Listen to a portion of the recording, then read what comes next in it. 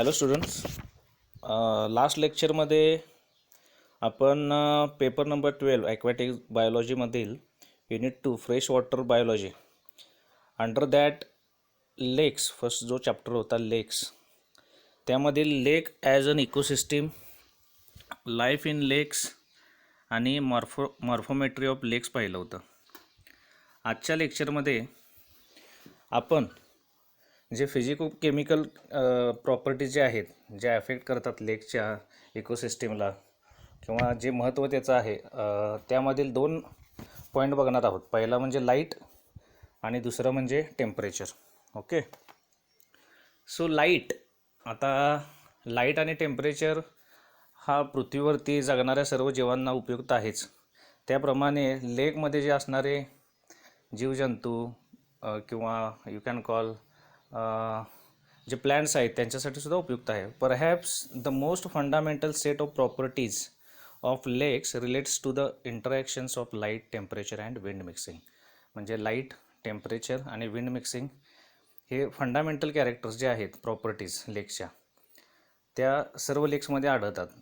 तर the absorption and attenuation of light by the water column are major factors controlling temperature and potential photosynthesis.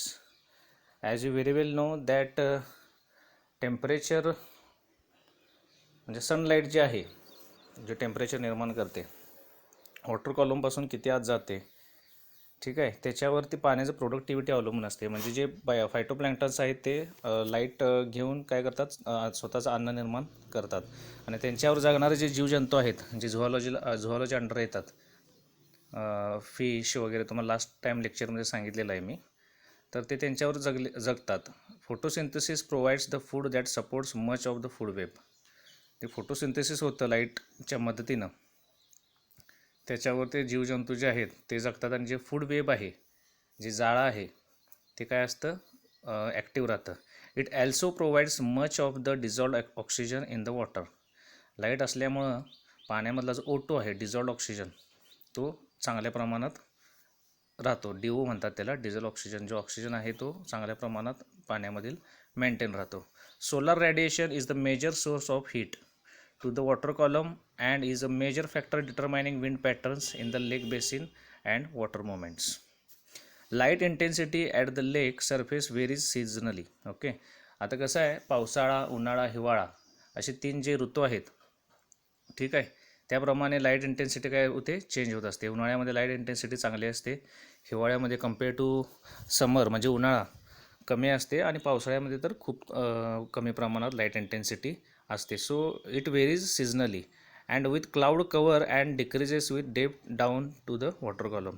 जर क्लाउडने cover केलेलं असेल आकाश तर काय होतं, लाईट म्हणावी तशी वॉटर कॉलमच्या आत एंटर होऊ शकत नाही deeply. Deeper in to the water column that light can penetrate the deeper photosynthesis can occur. जेवढी आत पाण्याच्या आत म्हणजे त्या तळ्याच्या आत लाईट जाईल तेवढं काय होतं, जेवढं पेनेट्रेट होईल तेवढं फोटोसिंथेसिस चांगल्या प्रमाणात त्या पाण्यामध्ये घडतं. Photosynthetic organisms include algae. तुम्हाला माहिती आहेत फोटोसिंथेसिस करतात algae. Plant comes under plants botany. Suspended in to the water phytoplanktons म्हणतात त्यांना, मायक्रो असतात ते. त्यांना algae attach to surfaces periplankton म्हणतात. जे वरती तरंगत असतात वॉटर सरफेसच्या वरच्या कॉलमला त्यांना फायटोप्लॅन्क्टन म्हणतात, जे एकदम मायक्रो असतात, micro in nature.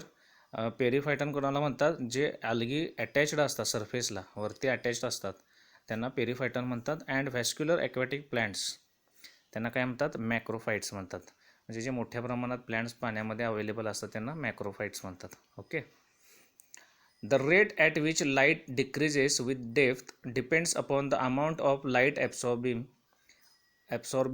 dissolved substances, mostly organic carbon compounds washed in from decomposing vegetation in the watershed, and the amount of absorption and scattering caused by suspended materials. Light penetrate केव्हा होणार, तेव्हा जेव्हा त्याला काही object काय करणार नाही, oppose करणार नाही. तर काय जे ऑब्जेक्ट अपोज करतात म्हणजे ते प्लॅन्ट्स असू शकतील किंवा काही डस्ट मटेरियल जे ऑर्गॅनिक कंपाऊंड असतात कुजलेले वगैरे, ते जर वर तरंगत असेल तर लाईट पेनेट्रेट करायला काय होतात, प्रॉब्लेम निर्माण करतात. Okay, for example soil particles from the watershed, algae and detritus म्हणजे कुजलेले जे मटेरियल असतात ते. The percentage of the surface light absorbed or scattered in a 1 metre long vertical column of water is called a vertical extinction coefficient. The percentage of surface light absorbed म्हणजे जे surface लाईटने जे absorb केलेल्या लाईटचं percentage आहे किंवा scattered in 1 metre एरियामध्ये जेवढे scatter झालेले आहे त्याला काय म्हणतात, व्हर्टिकल एक्सटेन्शन कोएफिशियंट म्हणतात. आणि दिस पॅरामीटर इज सिम्बोलाइज्ड बाय के. आणि त्या व्हर्टिकल एक्सटिंक्शन कोएफिशियंटला के सिम्बॉलनी नोटिफाय केलं जातं. इन लेक्स with low K values light penetrates deeper than in those with high K values. जर के व्हॅल्यूज जास्त कमी असेल तर लाईट पेनेट्रेट काय होते, जास्त प्रमाणात होते. आणि जर के व्हॅल्यू म्हणजे व्हर्टिकल एक्सटेन्शन कोएफिशियंट जास्त असेल तर लाईट पेनेट्रेशन हे खूप कमी प्रमाणात तळ्यामध्ये किंवा लेक्समध्ये होऊ शकतं.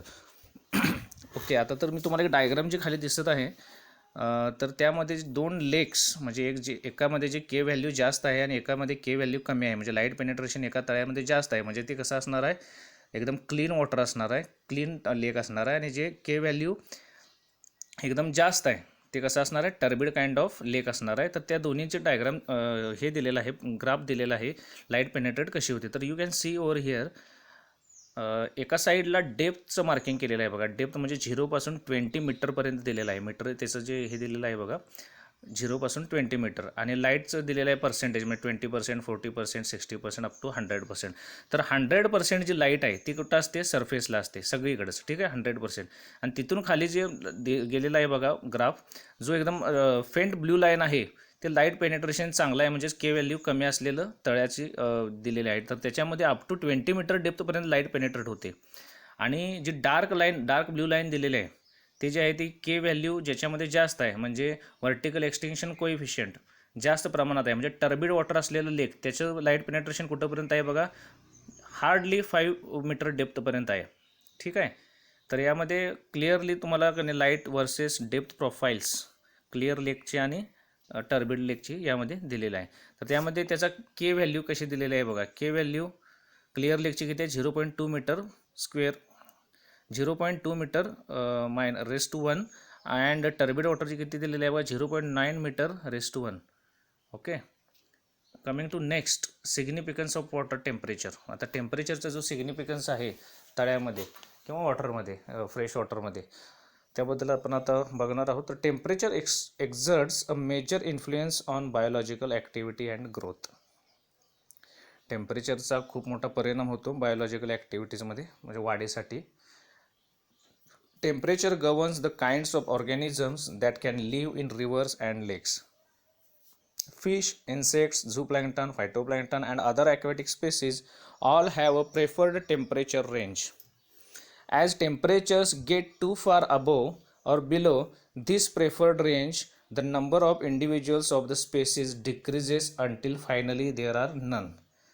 म्हणजेच ज्यावेळी टेम्परेचरचं जे प्रमाण आहे जेव्हा हाय होईल तेव्हासुद्धा त्या टेम्परेचरच्या वर जगणारे जे प्राणी किंवा प्राणी म्हणता येणार नाही, झू प्लॅन्टन्स किंवा फायटोप्लॅन्टन्स आहेत ते काय होतात, जगू शकत नाहीत किंवा ते मरण पावतात. आणि ते एकदम खाली पण गेलं तरीसुद्धा त्याच्या जेवढं टॉलरेट करू शकत नाहीत कमी टेम्परेचर ते सुद्धा मरण पावतात. सो अशा प्रकारे temperature exact up to the point असेल तर काय होतं, ती फूड वेव किंवा सायकल व्यवस्थित प्रमाणात सुरू राहते. Temperature is also important because of its influence on water chemistry. The rate of chemical reactions generally increases at higher temperature. Water, particularly groundwater, with higher temperature can dissolve more minerals from the surrounding rock and will therefore have a higher electric conductivity. It is the opposite when considering a gas such as oxygen dissolved in the water. Okay, so next, think about how much bubblier a cold soda is compared to warm one. The cold soda can keep more of the carbon dioxide bubbles dissolved in the liquid than the warm one can, which makes it seem fizzier when you drink it. तर सोडा गार जेव्हा असेल थंड तेव्हाच तो बबली आणि पिण्यास मजा असते. जर तो वॉर्म म्हणजे समवट कोमट पाण्यामधून घेतला तर त्यामध्ये बबलसुद्धा निर्माण होत नाहीत आणि काय होत नाही, तो चांगला पण लागणार. That's called electrical conductivity. Okay. Warm stream water is can affect the aquatic life in the stream. So पाणी जेव्हा गरम असेल जास्त प्रमाणात तर ते त्या तळ्यातल्या किंवा त्या लेकमधल्या लाईफसाठी not suitable at all. Okay. Warm water holds less dissolved oxygen. आता तुम्हाला जे सांगितलं तेच, वॉर्म वॉटर जे असतं ते काय असतं, डिझॉल्ड जो ऑक्सिजन आहे तो कमी प्रमाणात पडून ठेवतं किंवा धरून ठेवतं. Then cool water and may not contain enough dissolved oxygen for the survival of different species. आणि सर्व वेगवेगळ्या प्रकारच्या ज्या स्पेसीज आहेत त्यांना सर्वाईव्ह करण्यासाठी म्हणजे जगण्यासाठी पुरेशा प्रमाणात O2 तो काय करू शकत नाही, पकडून ठेवू शकत नाही किंवा धरू शकत नाही. ठीक आहे. Some compounds are also more toxic to aquatic life at higher temperatures.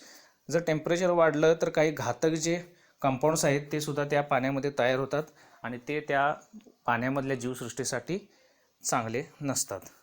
तो seasonal changes in lakes and reservoirs. आता टेम्परेचरमुळे जे सिजनल चेंजेस होतात, ओके, ते कोणते? Temperature is also important in lakes and reservoirs. It is related to the dissolved oxygen as I said before. dissolved oxygen concentration in water which is very important to all aquatic life. Many lakes experience a turning of its water layers when the season change. प्रत्येक म्हणजे many खूप प्रमाणात जे तळे आहेत ते काय experience करतात की त्याच्यामधलं जे टेम्परेचर आहे वॉटर लेअरचं वॉटरचं ते त्याचे जे टेम्परेचर लेयर्स आहेत ते विभागलेले जातात वेगवेगळ्या ऋतूप्रमाणे. ठीक आहे. In summer the top of the lake becomes warmer.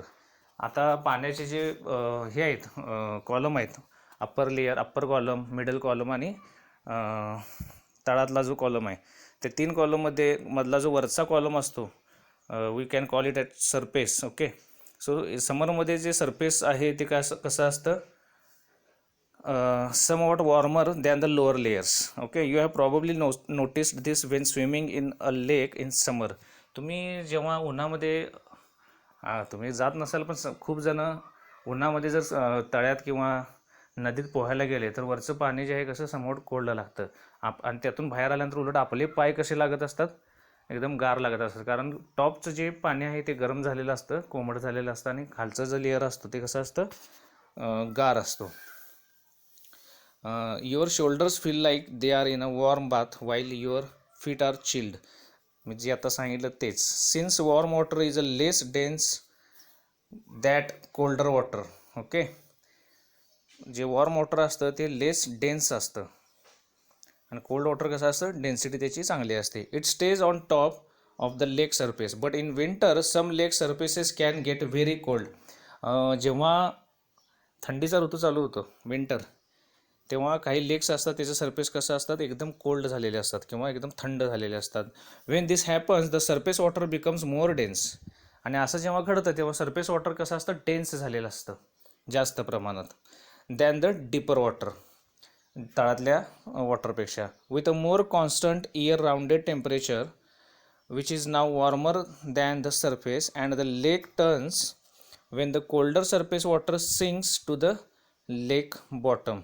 आणि हे तुम्हाला प्रत्येक ऋतुमानाप्रमाणे दर आता if you go behind 10 years ago, 10 वर्षापूर्वीचं टेम्परेचर आणि आत्ताचं टेम्परेचर यामध्ये खूप प्रमाणात फरक आहे.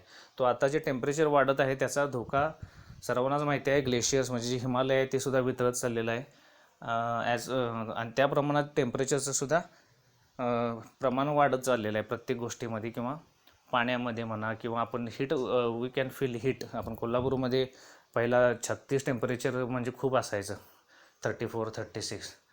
आता कॉमनली 39, 40 हे कॉमन झालेलं आहे. ओके. तर हे बिकॉज ऑफ काय, global warming. So these are 2 main physico chemical properties of lakes which we learn just. Those are light and temperature. So next लेक्चरमध्ये आपण पुढच्या ज्या प्रॉपर्टीज आहेत ते बघणार आहोत. थँक्यू.